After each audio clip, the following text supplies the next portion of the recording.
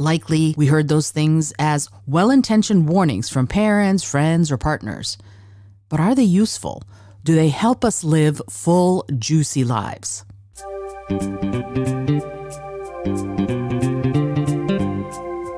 Hello, and welcome to the Creative Solutions Podcast. I'm your host, Isolde Trachtenberg. Whether you're writing the first sentence of a story or solving the climate crisis, you need to think in new ways. On the show, I interview peak performers who are coming up with those creative solutions. Through creativity, action, inspiration, and innovation, they're changing the world. I also bring you ideas and techniques that you can use to unlock your potential to do the same. And now, let's get to the show.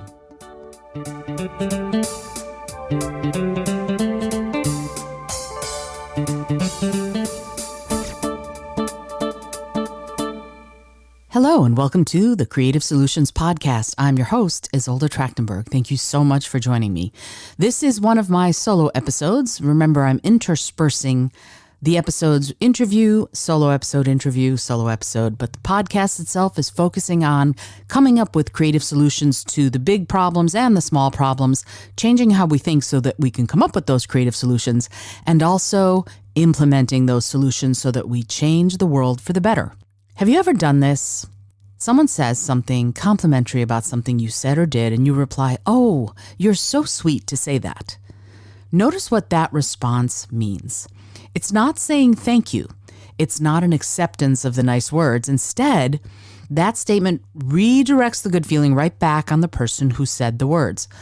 In other words, the point of it is that they were sweet to say something nice, but not that the something nice was accepted by the recipient. The compliment then becomes about the giver and not the receiver. Weird, right? Not really, at least not if you think about how this behavior comes about. Most of us are taught to brush off compliments. We're taught to deflect the nice words about something we said or did so we don't appear arrogant or full of braggadocio. It's almost like the 11th commandment is, "Thou shalt not be pleased with thy accomplishments." Psychologically, every time you slough off a compliment, you reinforce, perhaps just a tiny bit, the belief that you don't have the skill, talent, or knowledge enough to achieve the thing that the person just complimented you on. This morning's meditation popped up the following to me. It's okay to just say thank you. And it is okay. But many of us struggle with saying it and just it. And that makes changes in us both big and small. I mean, if you just accept a compliment without deflecting or redirecting it, you're going to feel more confident. You'll then perhaps find more confidence and feel more capable the next time you need to take a chance or go big and bold.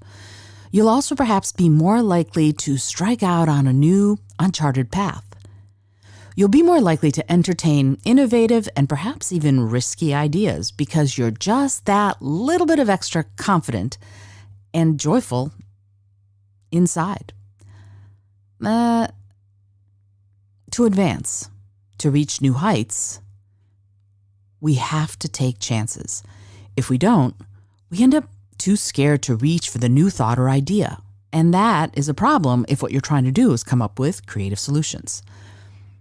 But if you take in the good stuff, if you accept the compliment, you're going to build that extra little bit of sense of self and perhaps be ready to think laterally, to imagine, to envision, and to strike out on that new path. But the problem is that often we want to make the compliment more about the person who said it than about what we've achieved. Exhausting, right? It's an internal push-pull. On the one hand, how lovely that someone said something, and it feels great. On the other hand, there's all this programming that we aren't supposed to act or feel full of ourselves. Well, here's the question.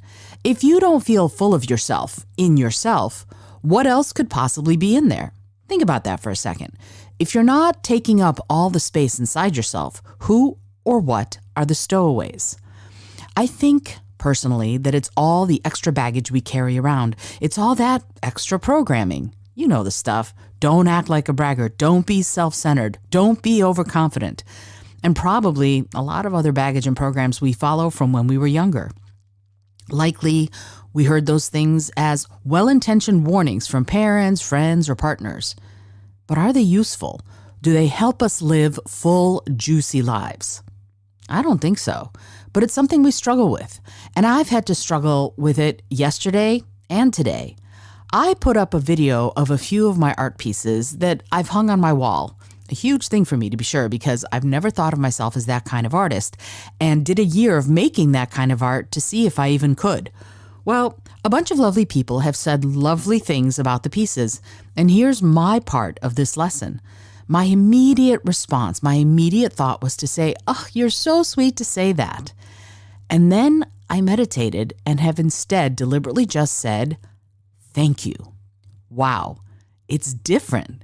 Why? Because with every reply to a comment, I have to keep my fingers from typing some variation of, "You're so sweet to say that." Yes, my friends are delightful and sweet, no question, but that's not the point of this endeavor. They were sweet to say it, but the point inside my own head is to accept the compliment and not diminish it by deflecting what my dear one said. So I'm practicing just saying thank you. It's hard, but it's good for both the giver and the receiver.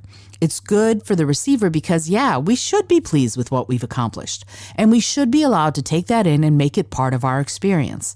And it's also good for the giver. Why? Because when you pay someone a compliment, isn't it nice to know that they respect you enough to accept it? So remember, if you receive a compliment, you're doing a double good by just saying thank you and accepting it. You get to accept it and put in the feel-good sack in the center of your belly. And you honor the person who gave you the compliment because you accepted their words without artifice or deflection. It shows a sign of mutual respect and love. And yes, sweetness.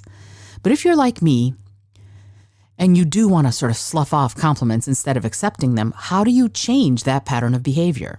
Here are a couple of techniques that will help. First, if your instinct is to say something along the lines of, "Oh, you're so sweet to say that," don't respond immediately. Stop. Take a breath, and then nod, and then make yourself say, "Thank you." 2, if you do respond with a deflection the next time someone pays you a compliment, don't beat yourself up. You didn't learn this behavior in a single day, and it's going to take a little longer than a day to unlearn it. So here's what you can do. Write the compliment down. Study it. See how true it feels to you. Write any thoughts about it down.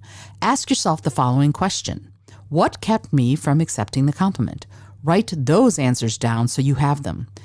And last, write the following 5 times. Thank you. Yes, I am. Insert the compliment. Thanks for noticing and telling me. See how that feels.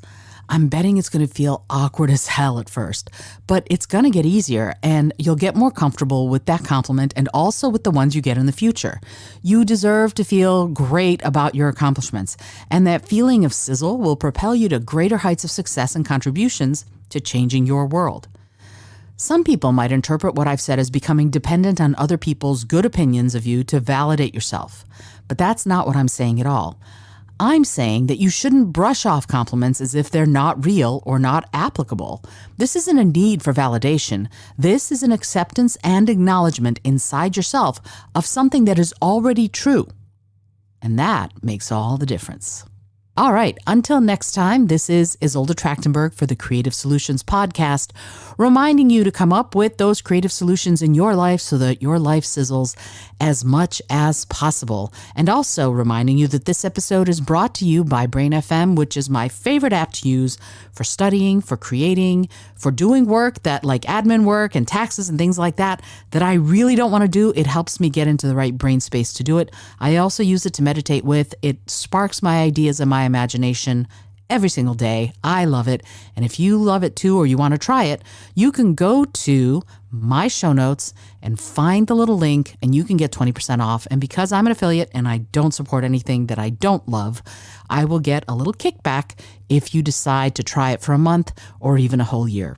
Okay, until next time, as always, I remind you to be bold, be creative, and most of all, be kind.